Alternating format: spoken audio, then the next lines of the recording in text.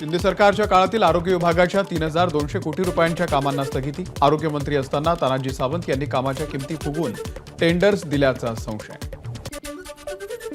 गरिबांच्या आदिवासींच्या औषधामध्ये भ्रष्टाचार झाल्याचा राऊतांचा आरोप। फडणवीस भ्रष्टाचार थांबवणार असतील तर स्वागतच।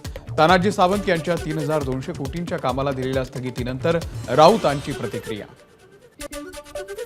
सार्वजनिक आरोग्यच नाही तर राज्यातील कोणत्याही विभागामध्ये अनियमितता असेल तर चौकशी होणं क्रमप्राप्त। विद्यमान आरोग्यमंत्री प्रकाश आंबेडकर यांची प्रतिक्रिया।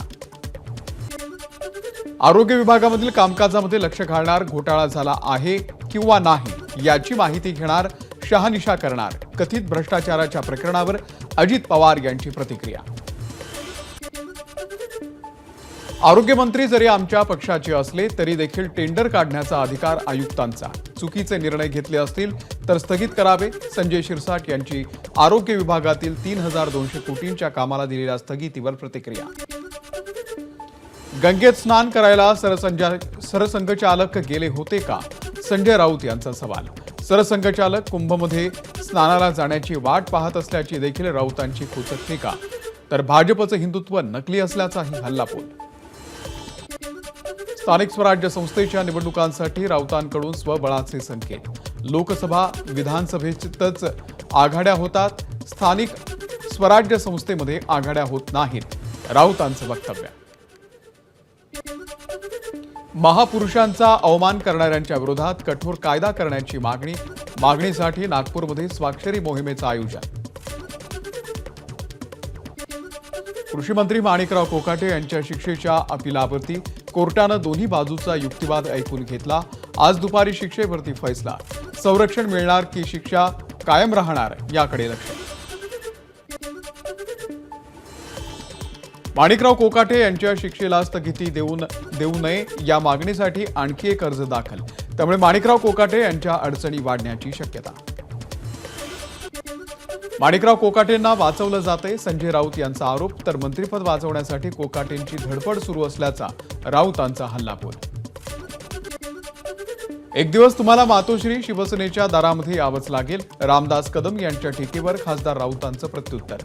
ठाकरे हम दो हमारे तीन एवढेच शिल्लक असल्याची कदमांनी केली होती टीका। काल झालेल्या मातोश्रीवरील बैठकीमध्ये विरोधी पक्षनेते पदासाठीचं नाव जवळपास निश्चित। भास्कर जाधव यांचं नाव आघाडीवर तर मुंबईतल्या आमदारांचा आदित्य ठाकरेंसाठी आग्रह। सुनील प्रभू यांच्या नावाचाही विचार सुरू। ठाकरेंच्या शिवसेना आमदारांनंतर आज खासदारांची मातोश्रीवरती बैठक। पक्षाची रणनीती, पक्षातील आउटगोईंग थांबवण्यासाठी उद्धव ठाकरे आज खासदारांच्या सोबत चर्चा करणार। काँग्रेसकडून विधिमंडळ पदाधिकाऱ्यांच्या नियुक्त्या। विधानसभेसाठी अमीन पटेल, अमित देशमुख, विश्वजीत कदम यांची निवड। तर विधान परिषदेसाठी सतेज पाटील, अभिजित वंजारी, राजेश राठोड यांची नियुक्ती। महापुरुषांच्या बद्दल आक्षेपार्ह वक्तव्य करणाऱ्या प्रशांत कोरटकर याला अटक करण्याच्या मागणीसाठी आज नागपूरमध्ये सवाल। आज नागपूरमध्ये सकल मराठा समाजाचा मोर्चा। शिवप्रवीणनी काढली बाईक रॅली। इतिहास संशोधक इंद्रजीत सावंत यांची फॉरेन्सिक विभागाकडून तब्बल 7 तास चौकशी करून माहिती संकलित। जुना राजवाडा पोलीस ठाण्यामध्ये फॉरेन्सिक विभागाकडून रात्री उशिरा माहिती घेण्याचं काम पूर्ण। राज्यामध्ये वाहनांची HSRP ही प्लेट लावण्याचे दर अन्य राज्यातील दरांप्रमाणेच। नंबर प्लेट लावण्यासाठी निवडलेल्या कंपन्यांची निविदा प्रक्रिया ही नियमानुसारच। परिवहन विभागाचा खुलासा। HSRP नंबर प्लेटवरून जयंत पाटील यांचं मुख्यमंत्र्यांना पत्र। तर राज्यांच्या तुलनेमध्ये महाराष्ट्रातील नागरिकांकडून तिप्पट रकमेची वसुली होत असल्याचा आरोप। सामान्यांना परवडतील असे दर ठेवून नंबर प्लेट बसवण्यासाठी मुदतवाढ देण्याची मागणी।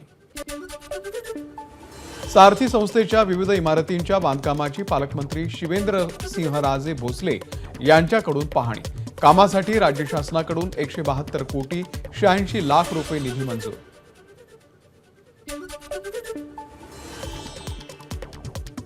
संतोष देशमुख हत्या प्रकरणामध्ये केज जिल्हा सत्र न्यायालयाकडे वर्ग होणार। आजपासून संतोष देशमुख हत्या प्रकरणाची सुनावणी केज न्यायालयामध्ये। बीडच्या मकोका विशेष न्यायालयाकडून केज सत्र न्यायालयाकडे प्रकरण वर्ग। पिंपरीमध्ये शोरूम मॅनेजरला लाथाबुक्क्यांनी मारहाण. मारहाणीची घटना सीसीटीव्हीमध्ये कैद. गाडीच्या सर्व्हिसिंगचं बिल जास्त का लावलं या कारणावरून झाली मारहाण. श्री तुळजाभवानी मंदिराच्या पुनर्बांधणीबाबत पुरातत्व विभागाकडून दुसऱ्यांदा स्ट्रक्चरल ऑडिट तयार करण्यात येणार. पहिल्यांदा करण्यात आलेल्या स्ट्रक्चरल ऑडिटचा रिपोर्ट चुकीचा नाही, मात्र काही बाबींची स्पष्टता नसल्यानं दुसऱ्यांदा ऑडिट होणार. मढी येथील कनिफनाथ देवस्थानच्या यात्रेमध्ये मुस्लिम व्यावसायिकांना बंदीचा ठराव रद्द. गट विकास अधिकारी शिवाजी कांबळे यांनी ठराव नियमबाह्य ठरवला. शनी शिंगणापूरमध्ये शनिदेवाच्या शिळेवरती आजपासून ब्रँडेड तेलाचाच अभिषेक. शनिदेवाच्या शिळेची झीज होऊ नये म्हणून हा निर्णय.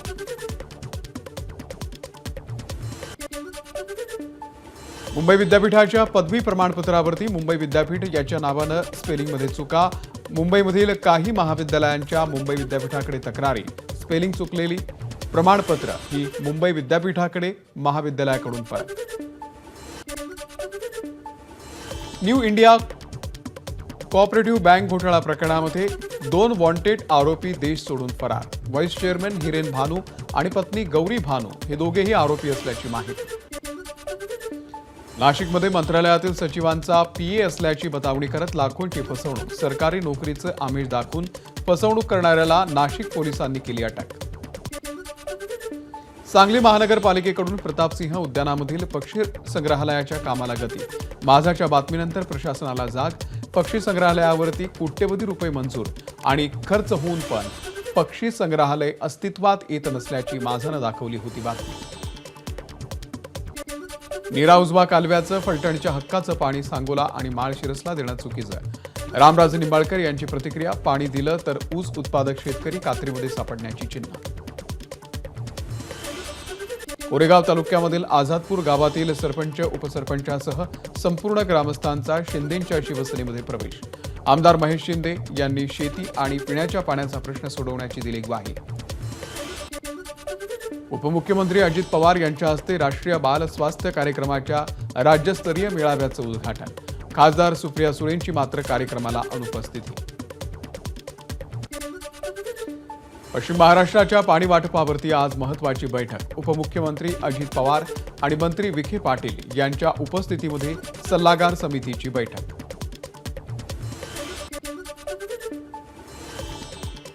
गावठाण क्षेत्राचा विस्तार करून जमिनीच्या नोंदी अद्ययावत करणार. महसूल मंत्री चंद्रशेखर बावनकुळे यांचा निर्णय. पहिल्या टप्प्यात गावठाण क्षेत्राचा विस्तार करून त्यांच्या नोंदी तयार करण्यात येणार. बुलडाण्यामध्ये स्वाभिमानी शेतकरी संघटनेकडून मराठीच्या मुद्द्यावरती बँकेत राडा. मराठी न बोलता येणाऱ्या खामगाव येथील बँक ऑफ बडोदाच्या मॅनेजरला धरलं धारेवर.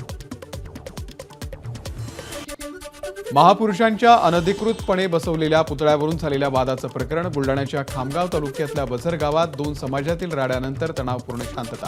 पोलिसांनी काढली होती दोन्ही गटाची समजूत.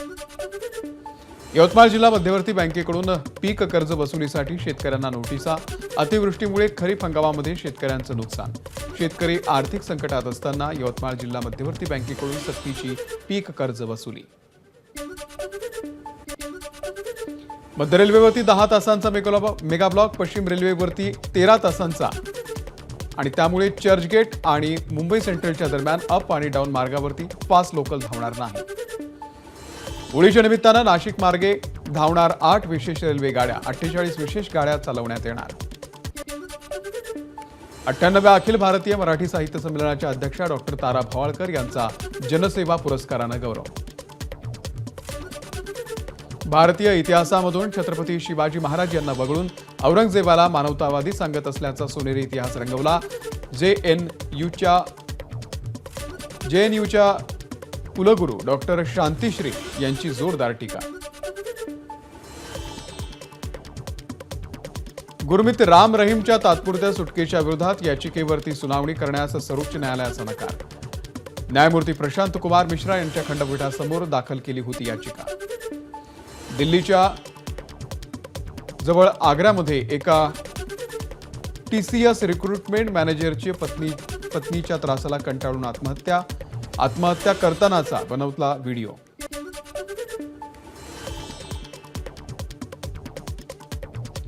आजपासून पुढील 3 दिवस पंतप्रधान नरेंद्र मोदी यांचा गुजरात दौरा. यावेळी पंतप्रधान घेणार सोमनाथ मंदिराचं दर्शन.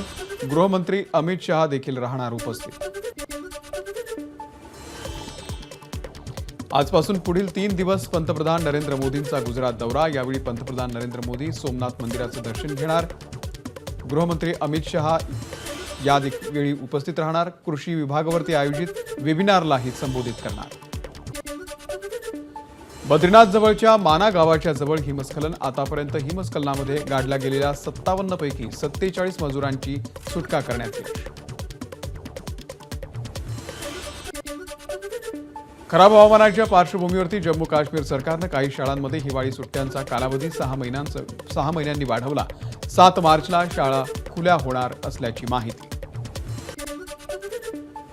अमेरिकेचे राष्ट्राध्यक्ष डोनाल्ड ट्रम्प आणि युक्रेनचे राष्ट्राध्यक्ष झेलेन्स्की यांच्यामध्ये जाहीर भांडण. रशियासोबत युद्धविराम करा, नाहीतर अमेरिकेचा पाठिंबा विसरा. ट्रम्प यांचा इंटरनॅशनल मीडियाच्या समोर झेलेन्स्की यांना इशारा. ट्रम्पसोबतच्या वागण्याबद्दल माफी मागण्यास झेलेन्स्की यांचा नकार. अमेरिकेचे अध्यक्ष लोक यांच्याबद्दल आदरच, पण माफी मागणार नाही, झेलेन्स्कींची प्रतिक्रिया.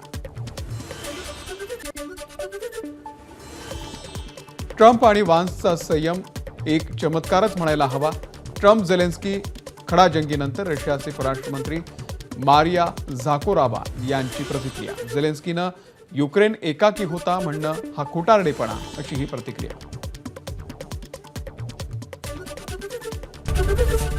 एबीपी माझा, उघडा डोळे बघा नीट.